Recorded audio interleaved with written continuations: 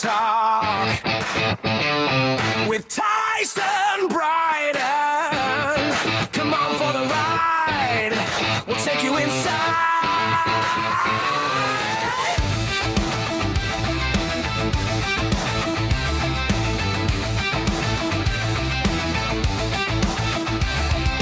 Non-stop rock talk. It's non-stop rock talk with Tyson Brighton. Come on for the ride. We'll take you inside. Welcome to Non-Stop Rock Talk. I am your host, Tyson Brighton. Today I welcome singer, songwriter, and guitarist Phillip Shouse. Phillip, welcome. How's it going? Hello, Tyson. I'm doing very well, man. Thanks for having me on. No problem, man. We talked, I think it was during COVID a few years back. And I think it was COVID. I'm pretty sure it was. I think that was about 5 years ago. Yeah. What's that? 6 years ago. Yeah, 6 years ago. Yeah. Sorry I had to remind you with the reminder. 6 years ago, that was already, yeah. I mean, I think most of us want to forget about it, so... Yeah, exactly. Right. So here we are, and everything's normal again. So now on February 27th, which I guess is the end of this week, you will release a brand new EP entitled Side 1 via Wild Kingdom Records. Now, before we kind of discuss the material, give me a little insight into how this all came to fruition. I think it was part my 50th birthday last year. And it was my first time doing anything like a solo record. So that was part of it. And also my music career has been me playing covers. It may be with the person that wrote it or sang it, but for me, it's a cover song. And so I really didn't know what I sounded like. So it was kind of an exercise in finding my own sound as well. And I get 50 years of time to do that, I guess. I didn't know what to expect because I know the artists, some of the artists that you've played with. So I was like, is this going to be heavy? What's it going to be like? So I was very intrigued to actually have a listen to it, which was cool. And it was different than I expected it to be honest with you. Yeah, I think so. As if people know anything about my resume, it might be a shock. But it's cool. But it's still cool. Yeah, exactly. I think so. Yeah, it's really cool. I mean, in terms of music stylistically, it's more of a classic rock more than the edgier artists that you have played with, especially like someone like Accept. I mean, hopefully Accept fans that know you from Accept will kind of listen to this and go, okay, this is different than Accept, but it's still cool. Yeah, I think so. I think if anybody with like an open mind and knows that, nobody was just one kind of thing. And my main, most of the things that I kind of listened to and definitely what formed my musical like soul, I guess, are from, classic rock, 60s, 70s, that kind of thing. So it was going to be more of that kind of record. That's more of the sound that I make naturally. Yeah, because, I mean, you mentioned you're going to be 50. I'm 51, so we're kind of in the same range of probably what we grew up listening to, right? I'll be 51 this year. Yeah, 51 so last year was my 50th birthday was last year, yeah. Right on, yeah. I mean, that was, for me, I thought it was going to be a hard one, but it really wasn't. It was just another year. For me, it was looming for a long time. Like for years, it was like, here, it's back there. It's coming. Yeah. It was messing with me a little bit, I have to admit. Yeah. More than 40 was. 40 was fine. 50 was kind of had an impending doom feeling to it. I think I was the opposite. I think 40 hit me and I was like, oh man, I didn't know if I would ever make it here. And here I am. Really? Yeah. It's weird how people like either it bugs them or not. And I'm still here. I survived. So. Yeah, no, we're here and and you're still rocking, which is amazing. Now, in terms of that title, Side 1, does that mean there will be another EP entitled Side 2? There's going to be something else. I don't know if it's going to be an EP or a full length. Oh, cool. This was, I side one because all of these songs would fit on side one of an LP. Yeah. And this being my first solo thing, it just kind of made sense. So there's on side one, you have side A and side B of side one, which makes it even more confusing. But yeah, the next one might be a full length. I've already got some new tunes written. We're playing some of those on the shows coming up. So yeah, we'll see how many I get done and see what I have time to do and see what I have the money to do. Yeah. And we'll see that all play a part. Oh, that's cool. Now tell me about the actual recording process. Are you still based in Nashville? Yeah, based in Nashville. Did you do the album in Nashville? Yep, did it at Alex the Great Studios in Nashville. It's the producer Brad Jones. It's his studio, and we did it there. Cool. And speaking of the players on the album, who besides yourself did the album with you? Sarah Tomek, and she was Steven Tyler's drummer when Steven went solo. Cool. Of many things that she was just out with Andy Bell from Erasure. She's on the Dead Daisies blues record. She's on all. I've known her since like 2010, I think. And I get her on anything I can get her on. She's so great. Wow. And on everything keys and harmonium is Seth Timms. Cool. And Seth, I've known Seth for almost 25 years now, I guess. And I'm involved in some Beatles projects in Nashville as well. And he's the keys guy in all of that stuff. So he's so great. He's one of those piano players that I can listen to play piano like all day long. He has that thing. And I sang most everything. A great guy named Philip Creamer sang all the high stuff that I couldn't hit. That's cool. I think everything else is me on there. That's awesome. Now the album artwork. I love the cover. It looks amazing. That looks so cool. Oh, thank you. It's kind of like it's almost a nostalgic thing. I mean, when you think of side one and an old album, and that's kind of when you look at that cover, what you kind of expect.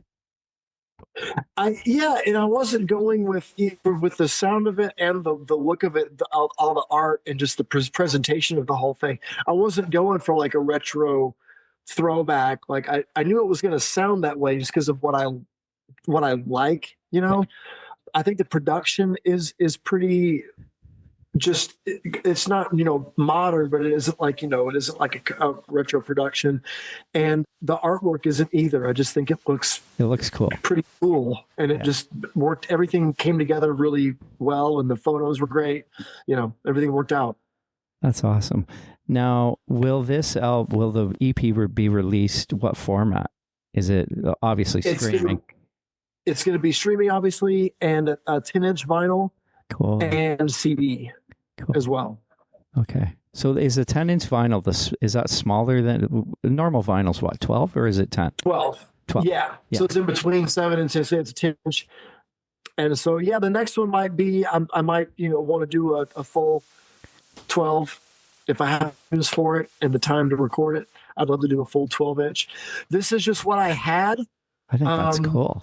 I'm not like a prolific songwriter. It takes me a long time, and it takes, you know, I need co-writers. And Alex Rahal is my co-writer on all these tunes, the EP. Yeah.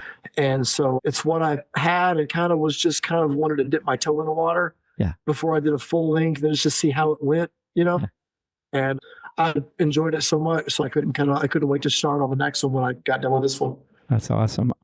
Now, is that vinyl exclusive through the record label, or can you get it on Amazon? Where can it be found? That's a good question. I know it can be. I think it can be a few places. On my Instagram stories, I've been sharing a link that takes you to many places to either pre-add or pre-save the record on digital, and also pre-order. Okay, cool. And it's got several things, but you can. Sound Pollution is a distributor, and they've got a Sweden store and a rest of the world store. So wherever you are in the world, you can get it. That's amazing. Now, speaking of this 10-inch, getting kind of back to that, is it in 33, or is it a 45? Like, does it play in 45 or 33? It's in 33. Cool. You know, I think I haven't played. I haven't got my hands on one and played it yet, but I think it's 33. Cool. Because sometimes you'll get, like, I know Karabi did his Unplugged album, when I got it from, I can't remember what label it was on, but it was a 12-inch on 40, like you had to play it in 45 speed. Oh, the half speed mastered stuff. Yeah, which was really cool. I've got a couple records. I've got a Metallica record. I think it was done like that. And it made it a two LP deal. Yeah, I bought the Creatures in the half speed master as well. Oh yeah, that's right. They did Creatures like that too. Yeah, which was really cool. I don't know if I can tell that much of a difference. I think I've never actually, like, I have so many copies of Creatures, but I've never like put them back to back and to hear if there's an actual difference. Because I mean, I love the material on the album anyways. Yeah, that's how I am with Beatles stuff. I've got like 7 different pressings of a record. Really? That's cool. And I'm that way with that stuff. And I've really got, depending on what album it is, I've got several, like a lot of different ones. I do need to sit down and make notes. My friend Clint Wells, he plays guitar for Morgan Wade. He did that. He sat down with everything and listened and made notes of different mix of what he heard in the different mixes. Really, eh? That's kind of cool. Yeah. If I have the time, that's the thing, finding the time to do it, right? It's like, I'm going to listen to different versions of this because I have a Japanese pressing of Creatures. I've got the original. Then I've got the one with the Bruce Kulick cover with the non-makeup, which has a couple different mixes on it. And, that's right. And then the half master plus the deluxe one, like, it's like to sit down and listen to all that. I'd have to spend the whole day. You'd have to go to get an actual perspective. You'd have to go like from song to song. Yeah. Like go, okay, here's I Love It Loud on this one. Okay, here's I Love It Loud on this one. It would take, that's a lot of work. That is a lot of work. I mean, it sounds like fun, but I don't know if I would ever. It's a lot of work. Yeah, but I am curious about that Beatles stuff to hear the different pressings because you never know what that's going to sound like either. Yeah, and those are pretty noticeable.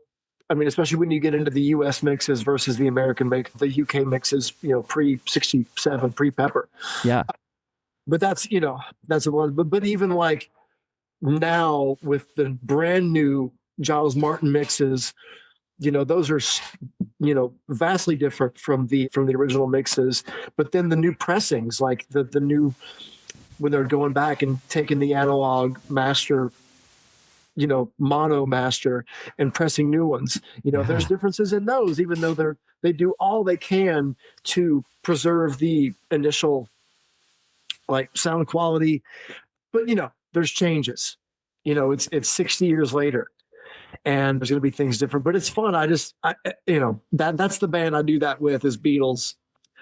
I need to keep better track of what I have already because I'm buying duplicates now, and I lose track of what I have. Oh, I've got this Capitol Rainbow label of Rubber Soul. I've got 3 of them. I need a purple label. It gets to that level of nerddom. Sometimes it comes down to who pressed it too, right? Like what country pressed it, because they say there are differences. Like I've talked about this before, where they say that German pressings and Japan pressings are better than North America. Japanese pressings are where it's at, especially for used stuff, because not only are the pressings good and it's on virgin vinyl, the Japanese people, to generalize, they take good care of their stuff. So you can get Japanese pressing from the 60s or 70s, and it's going to be in mint condition. Yeah. So, and it's always fun for me to be I'm in Sweden right now, and it's always fun for me to go record shopping because I can get all these different European pressings of Beatles records. That so might cool. Not be like, oh, I got this Dutch greatest hits. Oh, I've got this French Help with everything in French, or whatever. It's a lot of fun. That's cool. I mean, when I went to Ireland, to Dublin, I had to, or maybe it was Portugal. I couldn't put the records I bought so many, I couldn't put them in my suitcase, and they became my carry-on because that's the only way I could really bring them home, right? Or I'd be way overweight. Yep. Yeah. That is the thing. I've got a backpack that I couldn't bring this time, but I ended up getting a backpack that's about, even with stuff in it, it's 12 inches across, and it's kind of a square. And so when I do if I fly over there with one carry-on, I'll bring that bag with me. So that gave me my second carry on. So you can bring when I'm coming records back. That's I can awesome. bring my records back. What are the record stores like there? Like, is it like a vast array of difference compared to North America? It depends on what country. There's in Stockholm, where I am now, if you go to the old town, there is a really good store, Sound Pollution, that's also my record distributor. They have a shop. Yeah. Where they have all their stuff, obviously, but they have everything. It's a lot of newer stuff and a lot of metal. If you want like Scandinavian metal, you go there. And around the corner from that place is a guy that has all kinds of Swedish Beatle pressings. And that's the dangerous one for me to go into, because it's an older gentleman that runs it. Every time I'm in there, we talk and catch up, and I'll end up spending a lot of money on like this Swedish EP with, because I'm not going to find that at home. You know what I mean? Yeah. So I kind of have to jump on some of that stuff when I can. Yeah, but Japan rules for record stores. Absolutely. Tokyo is just so dangerous. Wow. You know what's funny? Speaking of records, I bought the One Accept album. I can't remember which one it was. And I bought it on Amazon. And it was the one with the snake on it. What was the name of that? I think it has Too Mean to Die. Too Mean to Die. So anyways, I haven't listened to it since because I got it from Amazon, and it was a double, right? Side 4 was the wrong band. That happened on a pressing of that. And somebody that bought the Kiss Alive deluxe box, same thing happened to one of those, a guy that I know. Really? It was not Kiss Alive. And that happens more often than not than you think. I was I was bummed. I should have sent it back, but I'm like, this is kind of cool because I don't even know what the band is. You would have to Shazam it to tell what this is something that you know. It's like, what the hell is this? I'm gonna have to do that. I never even thought of that. Yeah. I should Shazam it. That happens. It's so disappointing. I've been really lucky especially if you get like a deluxe, like the Kiss deluxe set. That thing isn't cheap. No, I would be mad. And what do you do? Who do you go to with that problem? Like, I guess whoever you bought it from. Yeah. And they trace it back, but you gotta fix that somehow. I wonder what Gene would do about that I'm sure he wouldn't be happy about that. Yeah. I don't know how they did, but I know, excuse me, you're not the only one Too Mean to Die. I've heard of that. Really, People, yeah. I got a Lynch Mob album too. I can't remember. Smoke and Mirrors. And there's an actual, I think there was a skip in it, or it went back. Like, it was really bizarre too, where it went back and it played. No, there was a song missing, or so it was, I have to put it on again. I can't remember what it was, but it was totally like, it was almost like there was a song missing or something like that. I can't exactly remember. It's been a while, but that stuff does happen, right? It does happen, and vinyl it has been on the upswing for so long. It's like your quality control has got to be better. Yeah, no kidding. They're not cheap. New records are not cheap.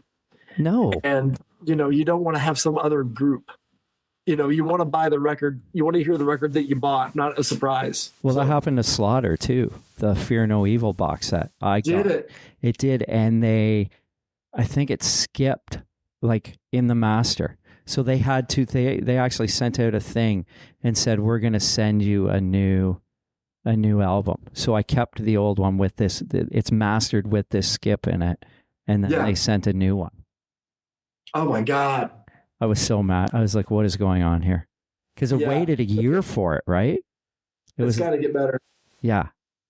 Yeah, because mine, I know that if you purchase side 1, you're going to hear side 1 by Phillip Shouse. Okay, it's not anybody else. That's good. I mean, like you said, I don't remember that happening back in the day when we were buying vinyls as kids. Yeah, that wasn't a thing. They had people checking that stuff. Yeah, that's weird. Now, let's talk about side 1. I want to talk about gear-wise.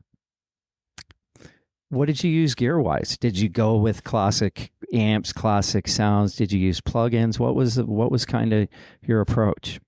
We used real amps, I love that. which I hadn't done in a long time. The basic tracks were just Sarah and I playing with no click track, me on acoustic guitar playing the songs, and then everything was built on top of that. Yeah, I think Brad had a Vox I went through. I have a Marshall JTM 45 that I played through a lot.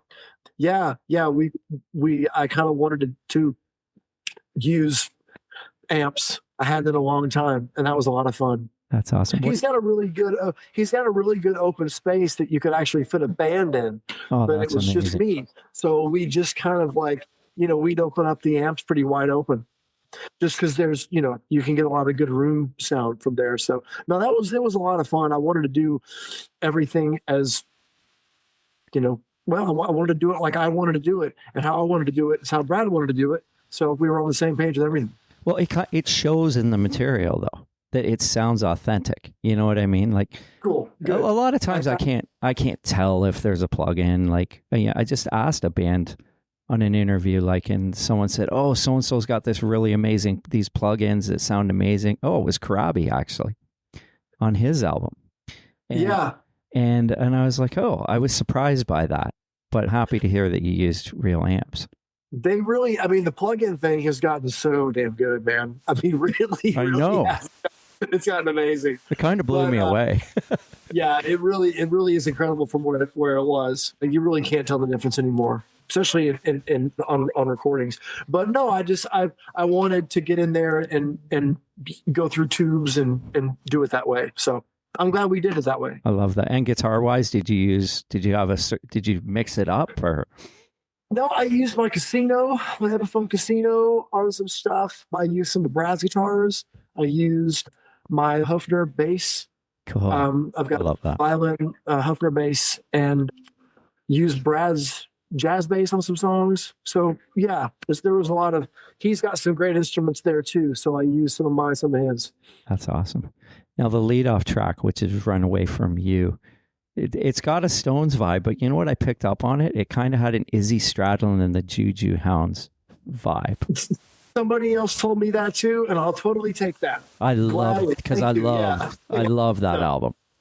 Yeah. So Yeah, that's somebody cool. said that about that same song. So yeah, I'll totally take that.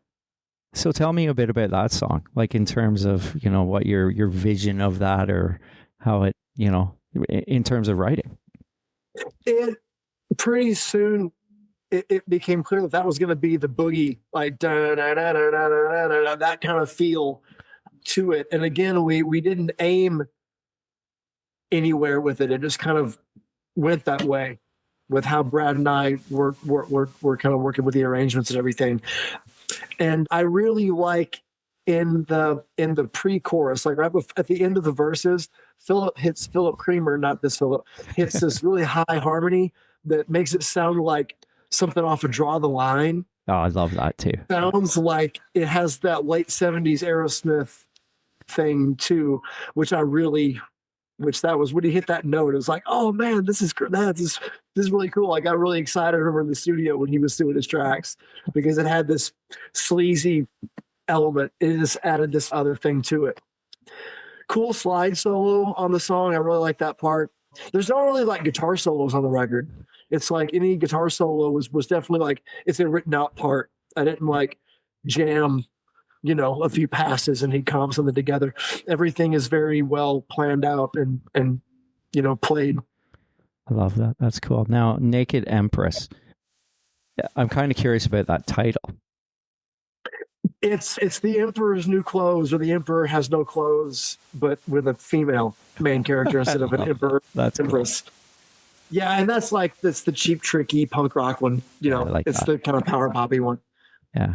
So did you? I mean, we probably all grew up Cheap Trick, Aerosmith, and that's kind of your vibe going into this. Was like, I'm going to do an album like this, which I think is amazing.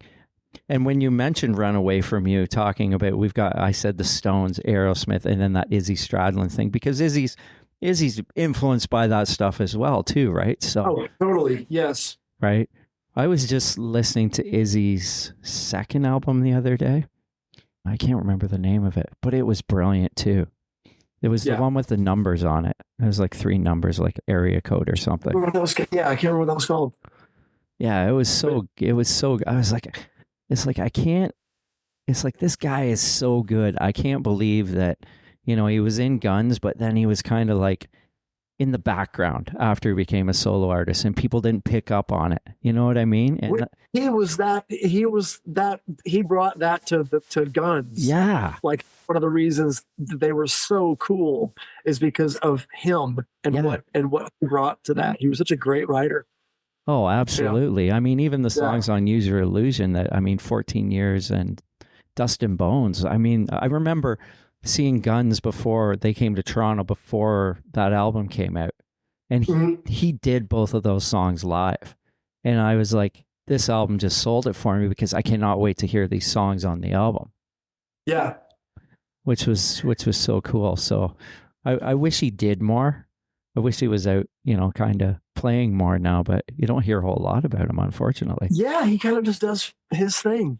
Yeah. Which I have to respect. If honestly, like, if I probably had Appetite Publishing money, I might not do that much either, you know? Yeah, that's true. That is so true, right? But no, he kind of does his own thing, and will, you know, be rumored to show up at a Guns show and then not go. You know, it's, you know. Yeah, I mean, it's funny. You read these things. He's like, he went to sound check, and then he's like, I'm going home.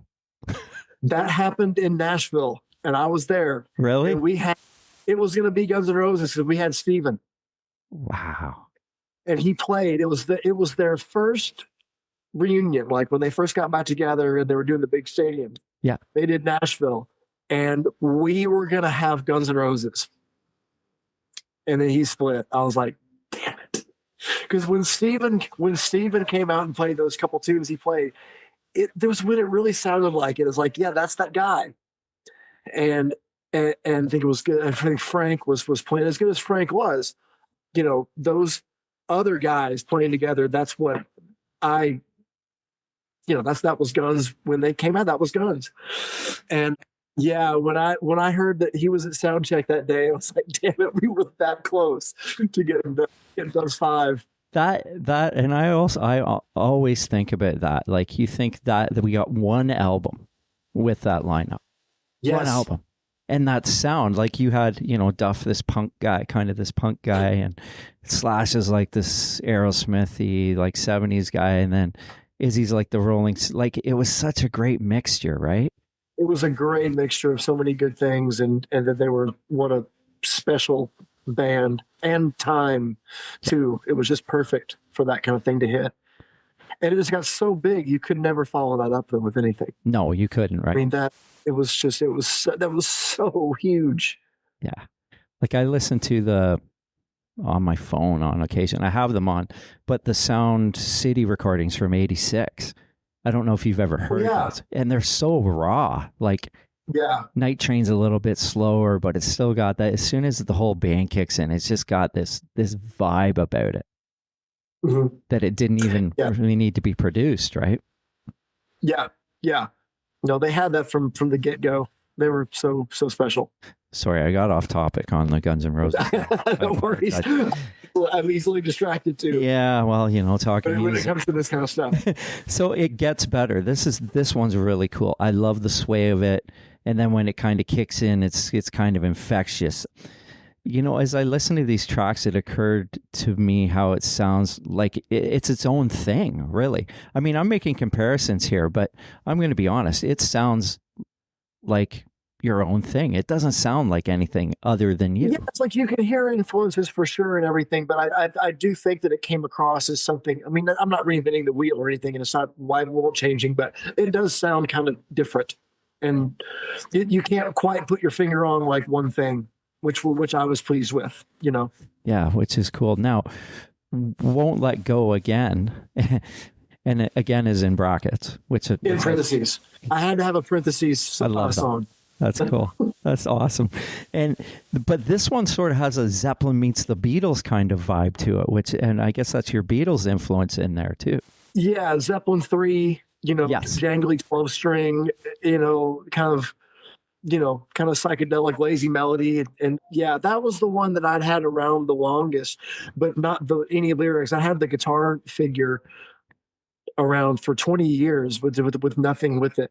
And that was the first one that I took to Alex's place. It's like, maybe we can do something with this. And in 2 hours we had the song. And then it was like, maybe we can do this again sometime. And I had never had that good of a co-write before, where I just kind of brought something in and he knew exactly what to do with it to kind of bring the whole thing around and tie up all the loose ends I had and make it into something. That's cool. You know what? As you said that title, that sounds like a great song title or album title. Maybe we can do this again sometime.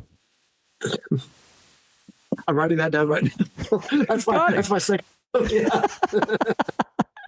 I think that's a great album title. That's very I was like, when you said that, I was like, that's kind of cool. So now Time Bomb, awesome keys in that solo midsection. Yeah. Well, I love the Moog solos. Seth played it great. It was an old monophonic Moog. So it was like we only one note at a time. So it was those are very difficult to play, and he nailed it. That's cool. I was wondering what it was. I was going to ask. I said, is that a Wurlitzer? What is that sound? So yeah, that's an old, like a mini Moog. Cool. Yeah, a real one. Yeah. That sounds killer. So you are in Sweden currently, and you're on tour. Are you supporting this album? Yeah, starting in a couple of weeks. Cool. So are you doing all like a bunch of Scandinavian dates, a bunch of Europe dates? What's the plan? Doing Scandinavia. It's doing 10 shows in Sweden and 1 in Norway. Cool. The last show's in Oslo. So that's for now. We'll do that. We'll see how it goes and see what happens. Oh, I hope that's amazing. I hope it goes great. Oh, thank you. Me too. It's my first time. This is all new to me. So we'll see. What's it like going out with your own band? I don't know yet. I've never done it. We're in rehearsals now. It's going great. Luckily, I've got like a powerhouse band of Swedish friends and Swedish assassins on their instruments. So yeah, I've got a good company to be in. So yeah, I don't know, man. Well, hopefully I can deliver. I know they can. So it'll be up to me. Is that the name of the band, Phillip Shouse and the Swedish Assassins? It should be. That's a really good one. We were thinking of it. Should it be a Phillip Shouse and the somethings, and we never thought of the something. So that's pretty good. That is pretty good. Oh, coming up with lines all over the place. Yeah, I know. Look at you. Yeah. I did want to ask you, we talked Kiss in the past. We were talking about this box set previously. Was it the Dress to Kill one you were referring to, or was it one of the Alive one? The Alive one. Yeah. Have you heard any of that other stuff off the Dress to Kill box set? Like Burning Up with Fever? Yes. They did such a good job with that box set. Like all the different mixes, the acoustic forward mixes. I thought though that one they did such a great job. I loved it. I didn't know I needed 6 different versions of anything for my baby, but you do. Apparently I do, because I loved all of them. I enjoyed listening to that so much.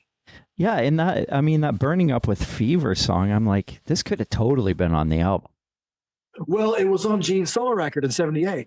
It was. Okay, you know what? I'm going to have to go back. I didn't realize that, because I was like, this song sounds familiar to me, but I'm like, anyways, clearly it just sounds more late '70s. It does, with the band Donna Summers on it.